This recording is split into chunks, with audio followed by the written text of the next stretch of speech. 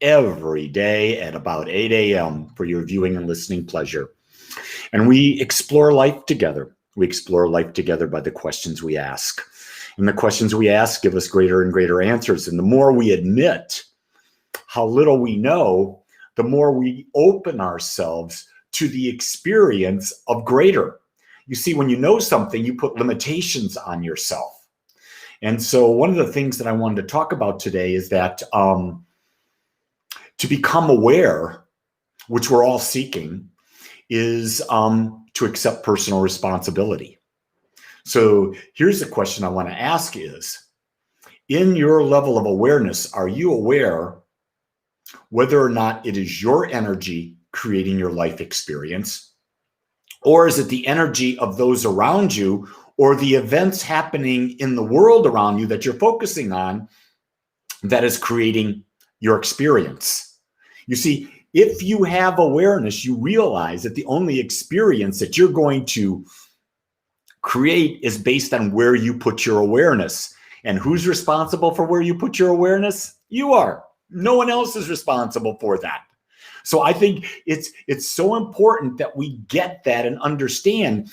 And what that really means is we've got to let go of the nonsense of the expectations that we put on ourselves that are unreal, the expectations we've allowed to be put on us by people that have been in our lives, our mom, our dad, the politicians, the ministers, the imams, the rabbis, spiritual directors, whoever. We've got to realize who is responsible for how I think. And when you become aware, you realize there's only one person, that's you. And if you're allowing those other things in, realize it's your choice to allow them in. It's your choice always, always, to where do you put your focus. That's a fascinating concept because it really does. If you really start to embody that, embrace it, you're really going to start to see, oh my gosh, personal responsibility can be a bitch. Why? Because you can't blame anybody else. Do you get that? And that's what happens. We love the ability to blame. It makes it easy on us because then we don't have to be responsible. We love the ability to say, well, God has a plan for me, because then you don't have to be responsible. No, I'm going to be right here, right now. This idea of God, I call it the thing itself. I call it universal mind. I don't call it God for the most part, because I think everyone has a skewed definition of what God is. It's like a great white man with a beard in the sky who's got all this power over us. I don't see that as the case.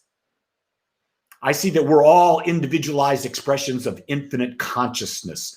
And as infinite consciousness, we're free to express that consciousness however we choose, and that the laws of the universe respond to us, creating where we place that consciousness.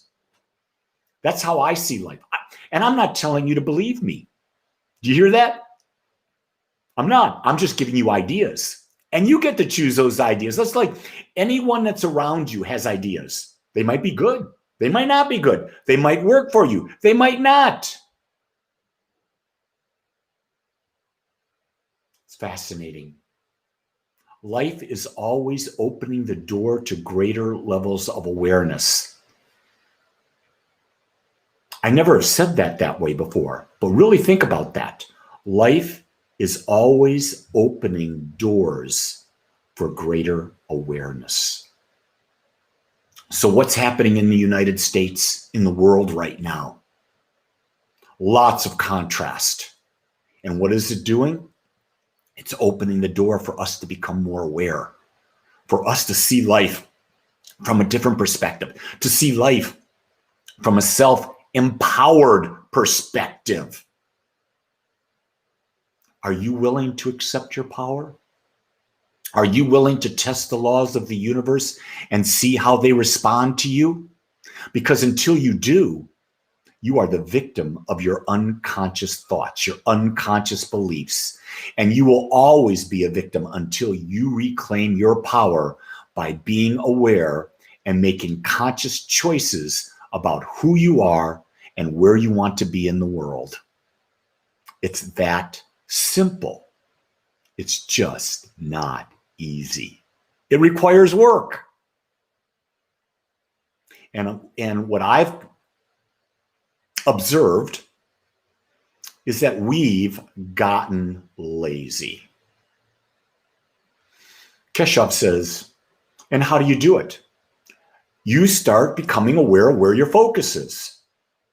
When you're focusing on something and you feel negative, say, oh, that focus is not where I want to be. And then switch the focus. Your emotions are your guide.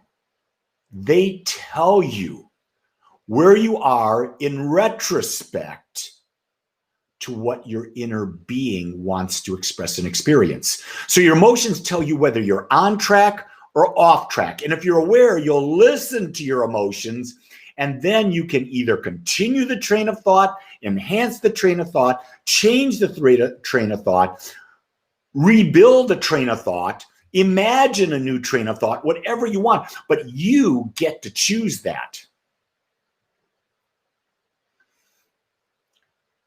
It's interesting that Kavita says she became recently aware that she attracts emotionally unavailable men.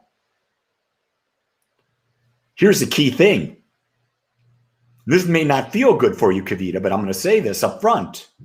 If you're attracting unavailable men who are not available emotionally, that tells me that you're not available emotionally, that you have blockage about showing your true emotions because, for whatever the reason, past relationships, or your parents' relationships, whatever it is, because who you are attracts back. So when you're experiencing something you don't want and you see that in the person you're with or in the situation, ask yourself, okay, that must be in me because I'm the magnet pulling them in.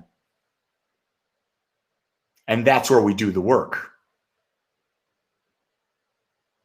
And Keshav, it is a journey to become more aware. You're not going to become more aware all the time because the ego wants to forget. The ego loves to forget because when the ego forgets, it's in power, and the ego wants to be right all the time. So this whole idea of letting go and allowing the awareness within us to move forward, it's work. It starts every day with meditation. Every day, because in meditation, what you're doing is you're quieting the mind. You're getting rid of thought. You're telling the ego, hey, you're okay. But now just sit back. Don't think. You're not in charge now. I'm in charge. Who's I? The soul, the infinite aspect that you are. So what your job is to train the mind. That's the work. We do that through levels of awareness. We do that through practices. Number one practice, for me, it's breathing. And isn't that what meditation is? Consciously being aware of the breath. If you just sit, close your eyes, and become consciously aware of your breath in and out, your mind doesn't think. You are taking control of your life, and you've begun the journey in a direction that will benefit you. I've been meditating now for 23 years, and I'm amazed at how little I know about meditation.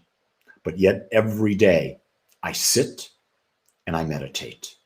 Some days you might consider them great. Some days you might not. Here's the key thing. Don't judge your meditation. Who's to say what's right or wrong? Only you. So don't have an expectation, but sit in stillness and focus on the breath. If you don't know how to do it, just sit with me every morning at 7 a.m. here in Central Time. Go to my calendar, agapespiritualcenter.com. Click on the events and you'll see a link every morning at 7 a.m. for a Zoom. The Zoom link never changes, and you can join me and build the habit with me and the other people who are doing this thing of collective meditation, group meditation. And I believe there's more power there because there's also accountability. You don't want to let your fellow meditators down. You want to be with them. So today's thought was, your power comes in your level of awareness. Your emotions will tell you what you're aware of. From there, you can discern whether or not you want to keep it or change it. And the key to all of this is you taking control of your mind. And it all begins with meditation. So today, I'm going to let you have this as a possibility. Whatever you're doing today, maybe take a walk and just look and become aware of everything around you, everything you feel, everything you see, everything you hear. Just start practicing conscious awareness. If you do that, you're on the journey. So until tomorrow, 8 a.m., just like today, you go out there and you create your great day. And know, if no one says it to you today, I will. I accept you and I love you just the way you are. Have a great one, everybody. Aloha.